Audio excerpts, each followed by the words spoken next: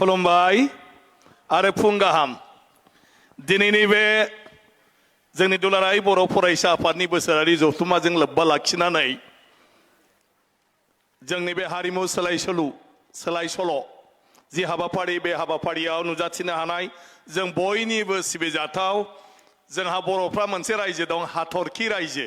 बर' Kasari welfare autonomous council अख्राङाव जेरै हाथरखिया थरफा थरफा गोजान गोजान थाया होमबा आरो खायफा खायफा जायगायाव अलंबार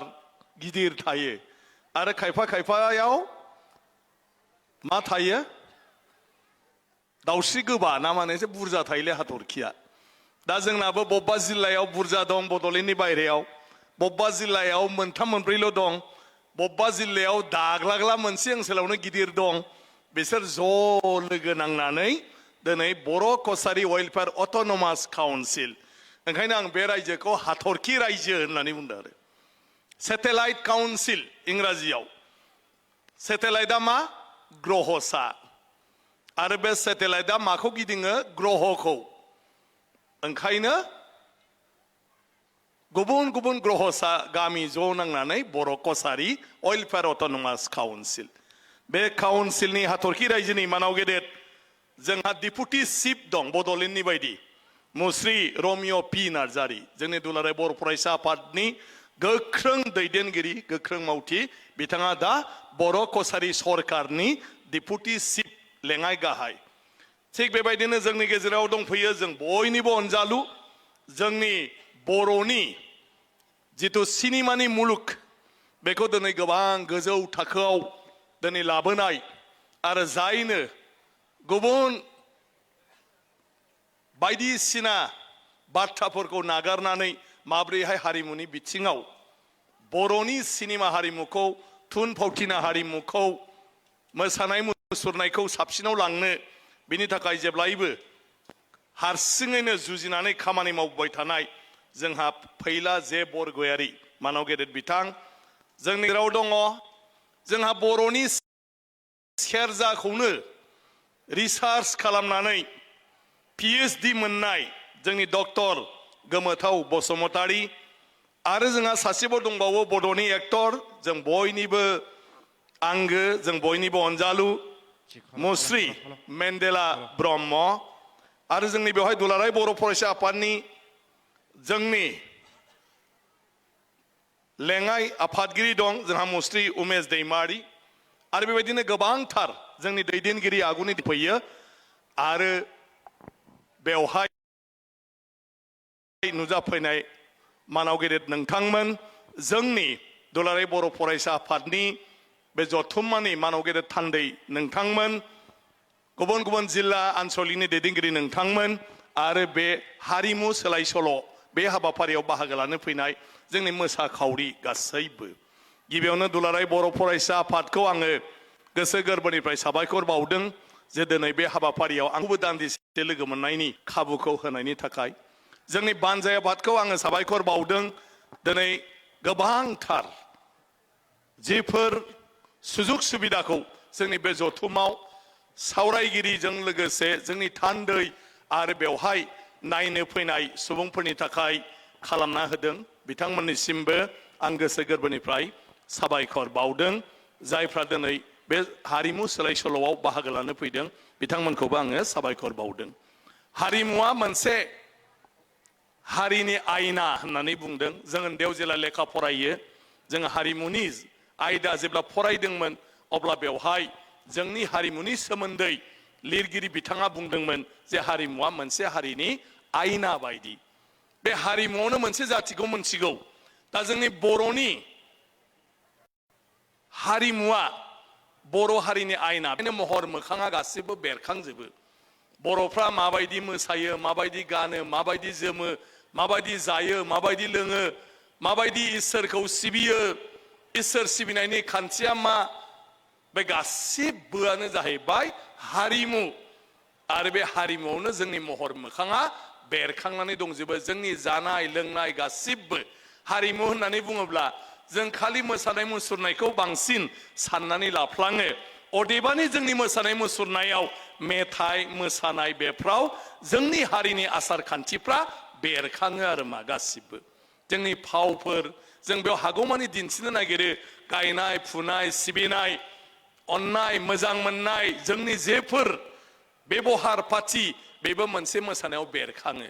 जोंनि मेथाइफ्राव बेरखाङो ओंखायनो मोसानाय मुसुरनायानो जोंनि हारिमु आरो बे हारिमुखौ जों बिनि गेजेरजों दिन्थिफुङो दिनै बे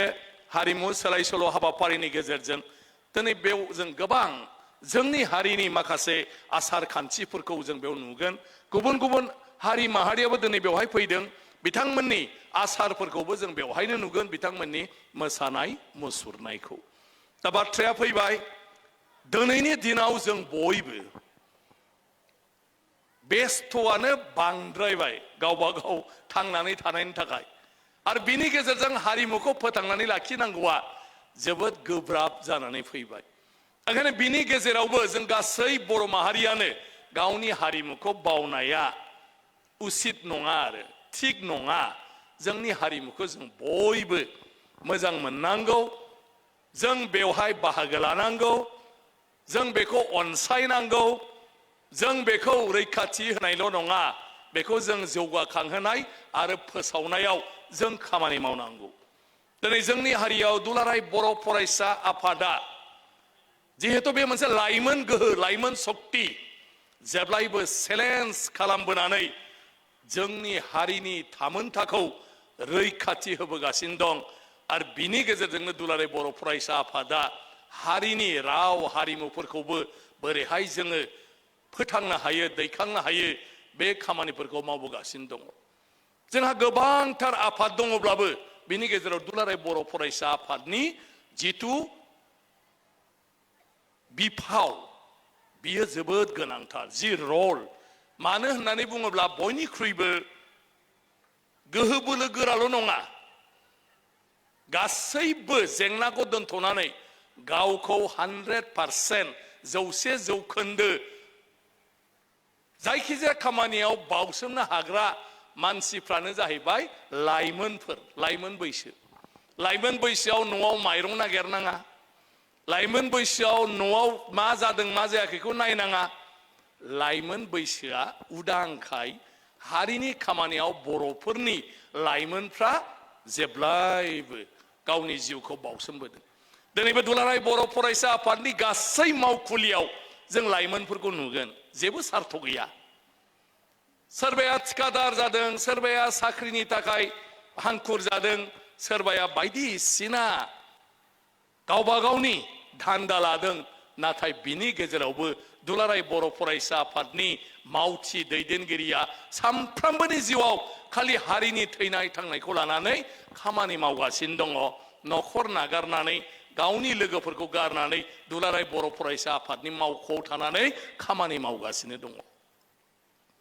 मावग्रायाल' मावबाय थाबा जाया जों बयबो बिसोरनि साननाय हनाय मावनाय बेखौ जों बयबो मदद होनो हानांगौ दा हारिमुनि बेलायावबो बिदिनो लिरग्राया लिरदों डाइरेक्टरा डाइरेक्सन होगासिनो दङ गोदान गोदान सानदों जोंहा मानाव गेदेर जोंनि आंगो फैला जे बरगयारि बिथांमोना दं मेथाइ लिरग्राया लिरदों मिउजिक बानायग्राया बानायदों खनग्राया खनदों मोसाग्राया मोसादों एक्टिं खालामग्राया खालामदों जाय बेफोरखौ उदाया बेखिनि मानसियाथ' जों नायनो मोजां मोननांगौना मोननाङा जों नायनांगौना नायनाङा खमसे खमथ' नायग्रा जाजोबनांगोन साफ्रोम बर'आनो होमब्लासो जोंनि हारिमुवा जौगाखांनो हागोन जों नायनांगोन आं जेब्लायबो माखासे बाथ्राफोरखौ गेजेर गेजेर बुंबाय थायो ओंखायनो जोंहा थियाटार दं मिरौ जिरौ थियाटारा जोंनि हारिमु आरो बेजों मा नांथानानै दं थुन फावथिना थुन फावथियाव मा हाबनानै दं जोंनि हारिमु आरो बेखौ जायफ्रा दिनै फोथांनानै लाखिदों खालामबाय थायो बिस्रा जेबो मुलाम्फा गैया मालाबा ओंखामखौनो मोनजाया मालाबा ड्रेस पार्टिखौनो बायनानै लानो हाया बिसोर न'खरखौ सालायनो हाया दा ओंखायनो आं जेलाबो खावलायबाय थायो कि जों थियाटारखौ नायनांगौ नायनो सोलाबाबाबो टिकेटखौ बायनांगौ जाहाथे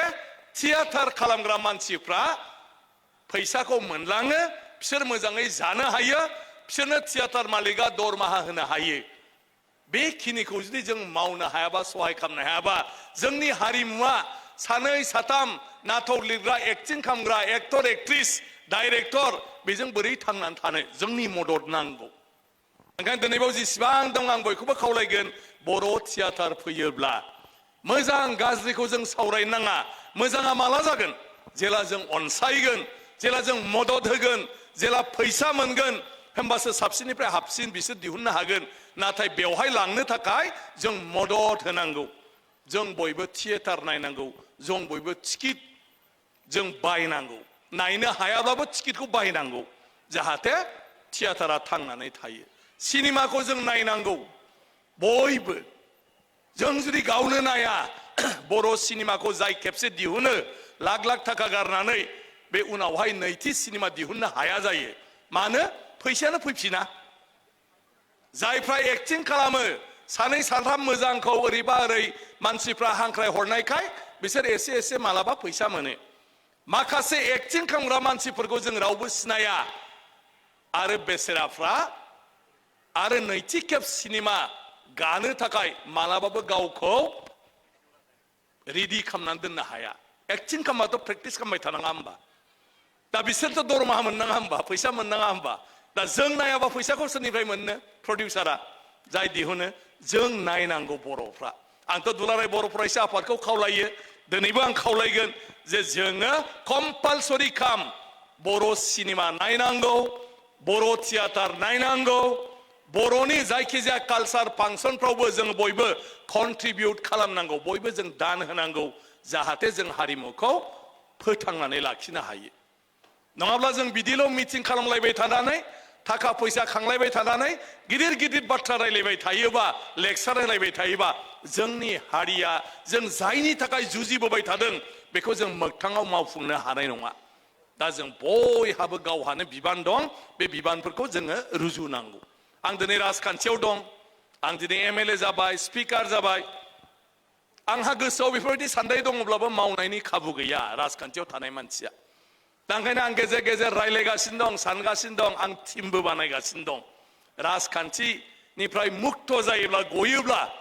आङो ससियेल वार्क खालामनायनि मोनसे प्लेनिं खालामबाय थादों आरो बिनि थाखाय आङो 1 लाख बर' आं दा अर्गानाइज खालामगासिनो दं 1 लाख बर' आं मोनसे हानजा बानायनो नागिरदों 1 लाख बे 1 लाख बर'आ बयबो जोङो